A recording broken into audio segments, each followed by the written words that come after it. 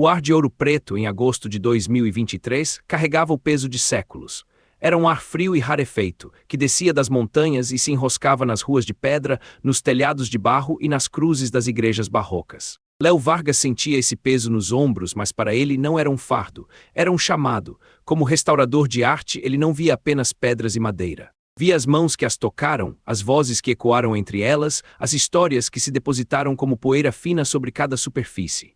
Ele fora chamado para avaliar o acervo do Casarão dos Almeida Prado, uma fortaleza de pedra e pau a pique que permanecera fechada por quase 70 anos, um gigante adormecido na ladeira de Santa Efigênia. A família, outrora uma das mais poderosas do Império, se dissipara no tempo, deixando para trás apenas o silêncio e um inventário de segredos. O trabalho de Léo era simples: catalogar, avaliar o estado de conservação e preparar as peças mais importantes para o transporte até o Instituto do Patrimônio Histórico em Belo Horizonte. Durante 3 semanas, ele se moveu por entre móveis cobertos por lençóis fantasmagóricos, caixas de documentos amarelados e retratos de ancestrais cujos olhos pareciam segui-lo com uma desaprovação silenciosa. Foi no sótão, um lugar esquecido onde o tempo parecia ter coagulado, que ele a encontrou. A pintura estava virada para a parede como se estivesse de castigo. Não era grande, talvez 1 metro por 80, e a moldura de jacarandá estava carcomida por cupins. Quando a virou, Léo sentiu um arrepio que nada tinha a ver com o frio da serra. Era Tiradentes, mas não o Tiradentes heróico e messiânico de Pedro Américo, com a barba farta e o olhar voltado para os céus.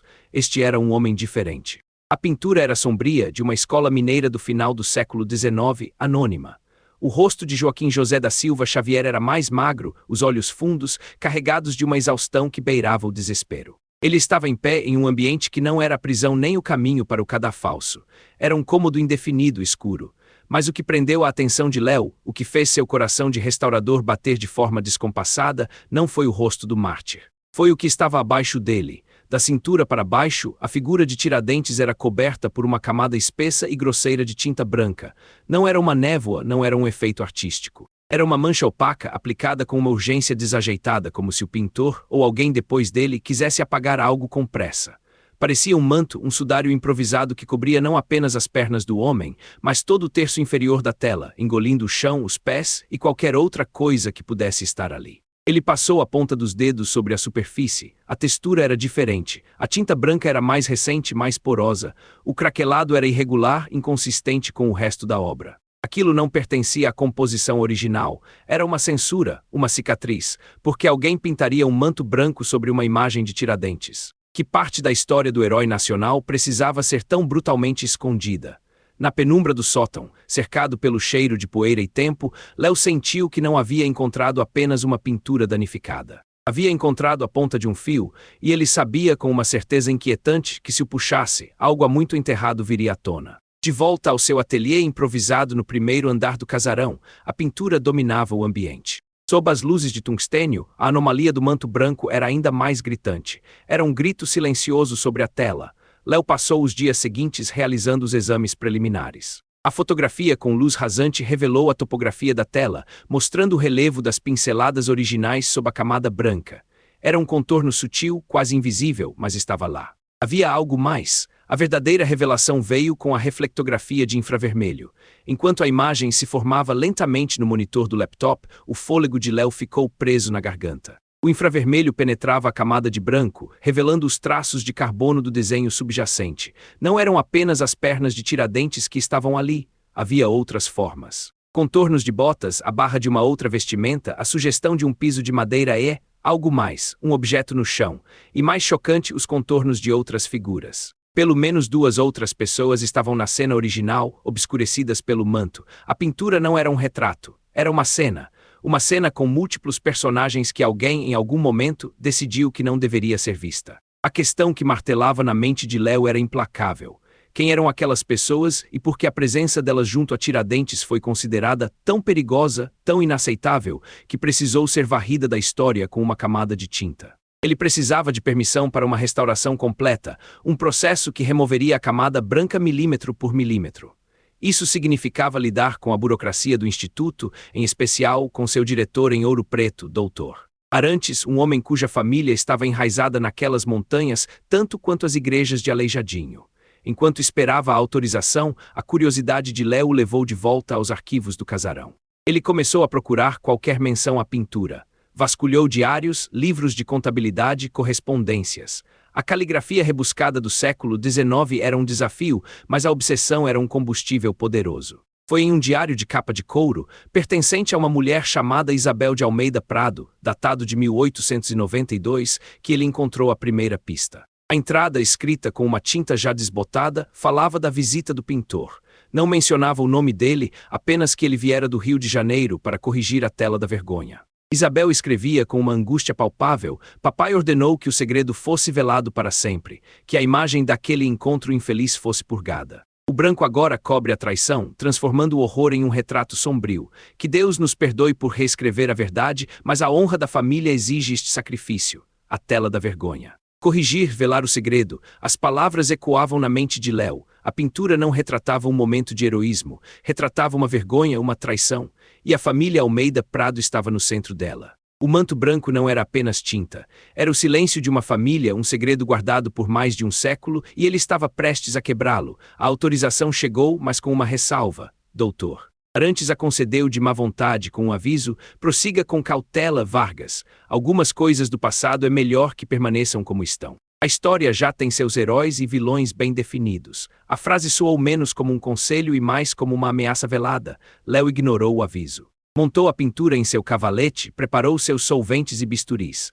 O trabalho era lento, cirúrgico. Com um cotonete embebido em um gel especial, ele começou a amolecer a camada superficial do branco.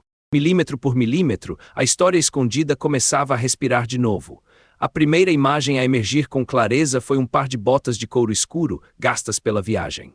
Não pertenciam a Tiradentes, cuja figura estava mais ao fundo. Pertenciam a um homem em primeiro plano, cuja existência a radiografia apenas sugerira. Enquanto trabalhava, Léo mergulhou mais fundo nos documentos da família. Encontrou um livro-caixa, com registros de transações datadas de 1788 e 1789, os anos da Inconfidência. Nomes familiares estavam lá: Tomás Antônio Gonzaga, Cláudio Manuel da Costa. Mas havia outros, nomes que não constavam nos livros de história, associados a pagamentos vultosos e anotações codificadas sobre terras devolutas e direitos de exploração mineral. Uma noite, enquanto o cheiro de solvente preenchia o ateliê e a chuva batia nas vidraças, Léo conseguiu remover uma área maior do manto branco. O que surgiu o deixou paralisado. No centro da cena, agora visível, não estava Tiradentes, mas uma mesa rústica de madeira. Sobre a mesa, um mapa e um pequeno saco de couro, do tipo usado para carregar moedas ou ouro em pó. E a figura em primeiro plano, o dono das botas, estava com a mão estendida sobre o mapa. A composição da pintura mudou completamente. Tiradentes, ao fundo, não era o protagonista. Ele era uma testemunha, e sua expressão, agora vista no contexto da cena, não era de desespero, mas de choque, de uma amarga e profunda desilusão. Ele não estava olhando para seus algozes da coroa portuguesa, estava olhando para os homens na sala com ele, seus companheiros. Léo recuou da tela, o coração martelando. Aquela não era uma reunião de planejamento revolucionário, a atmosfera era tensa, carregada de cobiça, aquilo era um negócio. Uma transação secreta ocorrendo sob o pretexto da libertação da colônia. A Inconfidência Mineira, o movimento mais sagrado da fundação da identidade brasileira, tinha uma face oculta, uma face de ganância, e aquela pintura era a única testemunha ocular. Com o rosto do homem em primeiro plano começando a se revelar, Léo sentiu uma urgência febril. Ele precisava saber quem era aquela figura. Voltou aos retratos da família Almeida Prado pendurados nos corredores escuros do casarão. E lá estava ele. Num retrato a óleo de 1830, um homem mais velho, com os mesmos olhos penetrantes, a mesma linha dura da mandíbula. A legenda na placa de metal dizia: Coronel Silvério de Almeida Prado. Silvério, o nome o atingiu como um soco. A história registrava apenas um Silvério ligado à Inconfidência. Joaquim Silvério dos Reis, o delator, mas este era outro, um Almeida Prado. Léo correu de volta ao livro-caixa, e lá estava o nome em várias anotações codificadas: S.A.P. Silvério de Almeida Prado. Ele não era apenas um participante, as anotações sugeriam que ele era o articulador financeiro do grupo, o homem que movia o dinheiro, que negociava as terras que seriam tomadas após a suposta revolução. A verdade começou a se desenhar em sua mente, tão terrível quanto a cena que emergia na tela. A traição, que Isabel mencionara em seu diário, não era de Silvério dos Reis contra a coroa. Era a traição de Silvério de Almeida Prado e seu grupo contra o próprio ideal da Inconfidência. Eles estavam usando a revolução como uma fachada para um golpe imobiliário e de mineração em escala gigantesca. E Tiradentes, o idealista, o mais fervoroso dos inconfidentes, havia acabado de descobrir. A pintura capturava o exato momento de sua desilusão. O momento em que ele percebeu que o sonho de liberdade de muitos era, para alguns, apenas uma oportunidade de negócio. A revelação era sísmica. Ela não apenas manchava o nome de uma família poderosa, mas reescrevia um capítulo da história nacional.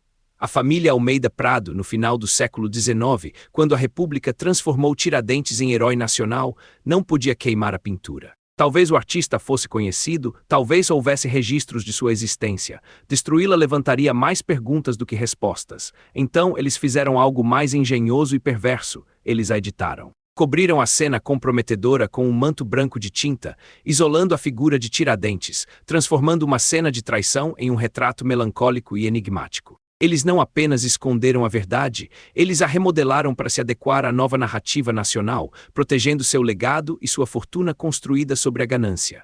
Léo agora entendia o aviso de Doutor Arantes, o diretor do museu, não era apenas um burocrata, ele era um guardião, um descendente de outra daquelas famílias que por gerações haviam mantido aquele segredo enterrado. Sua resistência não era profissional, era um ato de autopreservação histórica e familiar.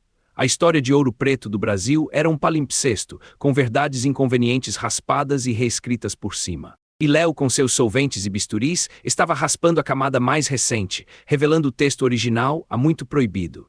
O trabalho de restauração tornou-se uma corrida contra o tempo, embora o único adversário de Léo fosse o peso da própria descoberta. Cada centímetro quadrado de tinta branca removida era como desenterrar um corpo. Aos poucos, a sala inteira se revelou. Havia mais 2 homens na penumbra, seus rostos contorcidos por uma mistura de avareza e nervosismo. Eram figuras sombrias, coadjuvantes no grande teatro da traição. O chão de tábuas largas, a luz de velas lançando sombras dançantes nas paredes. Tudo contribuía para a atmosfera claustrofóbica de um segredo sendo selado. A figura de Silvério de Almeida Prado agora estava completamente visível. Ele era o oposto do Tiradentes da pintura. Enquanto o mártir parecia encolhido pela revelação, Silvério era imponente, seu corpo inclinado sobre a mesa com uma autoridade predatória. Sua mão não estava apenas sobre o mapa, seus dedos pareciam garras cravadas na terra prometida. O artista anônimo capturara com maestria a alma de cada homem na tela. A pureza de um ideal de um lado, a corrupção da ambição do outro. Certa tarde, enquanto Léo retocava uma pequena área perto da moldura, Doutor Arantes apareceu na porta do ateliê sem avisar. Ele não disse nada por um longo momento. Apenas ficou ali parado, observando a cena revelada na tela. Seu rosto, normalmente uma máscara de controle e autoridade, estava nu, vulnerável. Havia uma tristeza profunda em seus olhos, a tristeza de uma batalha perdida antes mesmo de ele nascer. Você sabe o que fez, não sabe, Vargas? Ele disse finalmente, a voz baixa, quase um sussurro. Eu revelei o que estava lá, respondeu Léo, sem tirar os olhos da pintura. Você desenterrou uma vergonha, disse Arantes, aproximando-se. Esta pintura foi um erro. Um momento de vaidade do artista, que quis registrar o que não devia ser registrado. Minha família, a família de minha mãe, os Almeida Prado, eles não eram monstros, eram homens de seu tempo. Eles viram uma oportunidade, eles usaram a inconfidência. Usaram homens como Tiradentes, contrapôs Léo, a voz firme. A história não é feita de santos e demônios, Arantes suspirou, parando ao lado de Léo. Ele olhou para o rosto de seu ancestral na tela. É feita de homens, complicados, falhos, eles queriam poder, riqueza. A liberdade da colônia era um bom pretexto, talvez até acreditassem nela em parte. Mas a ambição sempre fala mais alto. Quando a República precisou de um herói imaculado, tivemos que limpar a imagem. O manto branco foi um ato de patriotismo à sua maneira. Protegeu o mito fundador da nação. Protegeu uma mentira, corrigiu Léo. Arantes deu um sorriso amargo. O que é a história, senão a mentira que todos concordamos em aceitar? Você acabou de nos forçar a encontrar uma nova mentira, ou pior, a encarar uma verdade com a qual ninguém sabe o que fazer. A conversa deixou Léo perturbado. Arantes não era o vilão que ele imaginara. Era apenas um homem acorrentado ao passado, um carcereiro de um segredo que não escolhera guardar. A luta dele não era contra Léo, mas contra a inevitabilidade da verdade. Com a restauração quase completa, Léo encontrou um último detalhe, escondido na sombra mais profunda da tela, perto da bota de Silvério. Eram as iniciais do pintor, minúsculas, quase legíveis. A.C.M. Antônio da Costa Meireles, um nome desconhecido. Léo pesquisou em arquivos de arte colonial e do Império. Não encontrou nada. Era um artista fantasma, um homem que pintou uma obra-prima que denunciava uma conspiração e depois desapareceu da história, talvez por prudência, talvez por força. Ele fora a primeira testemunha e sua pintura seu testemunho silencioso. A etapa final foi a mais delicada. A limpeza da fuligem de vela e da poeira de mais de 200 anos, que se acumulara antes mesmo da aplicação do manto branco. Quando o verniz final foi aplicado, as cores originais vibraram com uma intensidade chocante. O vermelho escuro da casaca de um dos homens, o amarelo do ouro no mapa, o preto profundo das sombras. E o branco dos olhos de Tiradentes arregalados em uma epifania de horror. A pintura, agora liberta de sua prisão branca, tinha um nome. Em uma das cartas de Isabel de Almeida Prado, ela se referia à obra pelo título que o artista lhe dera antes de a família rebatizá-la de vergonha. A traição silenciosa. A apresentação da obra restaurada foi um evento discreto, realizado no próprio casarão para um comitê seleto do Instituto do Patrimônio Histórico e alguns dos historiadores mais respeitados do país. Quando Léo removeu o pano que cobria a pintura, um silêncio pesado caiu sobre a sala. Não houve exclamações de choque, apenas a respiração contida de pessoas que dedicavam suas vidas a entender o passado e que, naquele momento, viam o chão sob seus pés tremer. Um historiador mais velho, de cabelos brancos e óculos grossos, aproximou-se da tela, os olhos percorrendo cada detalhe. Isso muda as coisas, murmurou ele. Não apaga o que Tiradentes fez, seu sacrifício, mas lança uma sombra sobre todo o movimento, uma sombra de pragmatismo, de cobiça, torna tudo mais humano. E por isso mesmo mais trágico, a descoberta foi divulgada primeiro em publicações acadêmicas, depois na grande imprensa. Causou um furor, houve negação, acusações de fraude. Descendentes de outras famílias inconfidentes protestaram, defendendo a honra de seus antepassados. Dr. Arantes, em uma reviravolta surpreendente, foi o primeiro a defender publicamente a autenticidade da obra. Não podemos mais nos esconder atrás de mitos convenientes, declarou ele em uma entrevista. A história de um país deve ser robusta o suficiente para suportar suas próprias verdades, por mais desconfortáveis que sejam.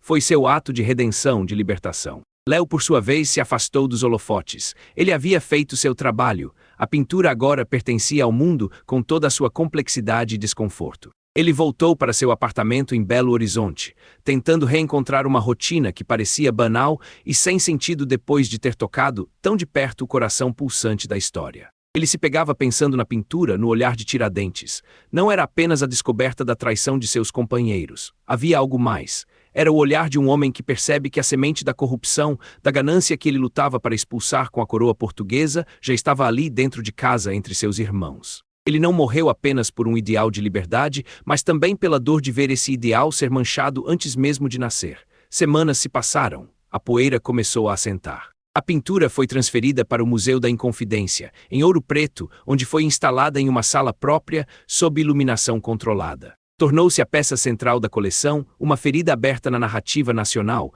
atraindo multidões de curiosos, estudiosos e céticos. Uma noite, ao chegar em casa, Léo encontrou um pequeno pacote em sua caixa de correio. Não havia remetente, apenas seu nome e endereço, escritos em uma caligrafia elegante e antiquada. Seu coração acelerou. Dentro do pacote, envolto em um pedaço de veludo preto, havia um objeto pequeno e pesado. Era uma moeda. Uma única e antiga moeda de prata, cunhada em Minas Gerais no final do século XVIII. Ele a virou nos dedos. Estava gasta, lisa pelo toque de inúmeras mãos ao longo de mais de 200 anos. Ele sentiu o frio do metal contra sua pele e um arrepio percorreu sua espinha. Ele conhecia aquela moeda. Era idêntica às que estavam representadas na pintura, espalhadas sobre a mesa ao lado do saco de couro. O preço da traição. Não havia bilhete, nenhuma explicação. Quem a enviara? Um descendente de outra família envolvida no esquema, que guardava aquela relíquia como um lembrete silencioso. Seria um agradecimento por ter trazido a verdade à luz? Ou um aviso, um lembrete de que há segredos que geram consequências, e que ele, agora, fazia parte daquela história. Léo foi até a janela e olhou para a cidade adormecida. A moeda em sua mão parecia pulsar com uma vida própria. Ele havia removido o manto branco da pintura, mas sentia que havia apenas arranhado a superfície de um mistério muito mais profundo. A história não era uma linha reta que se podia ler em livros. Era um labirinto, cheio de salas escondidas, passagens secretas e ecos que nunca morriam. A pintura revelara uma verdade, mas quantas outras traições silenciosas permaneciam cobertas, esperando que alguém, em algum sótão empoeirado do futuro, encontrasse o fio certo para puxar. A moeda em sua mão era a prova. O passado não estava morto, ele nem sequer era passado, e de alguma forma agora sussurrava diretamente para ele.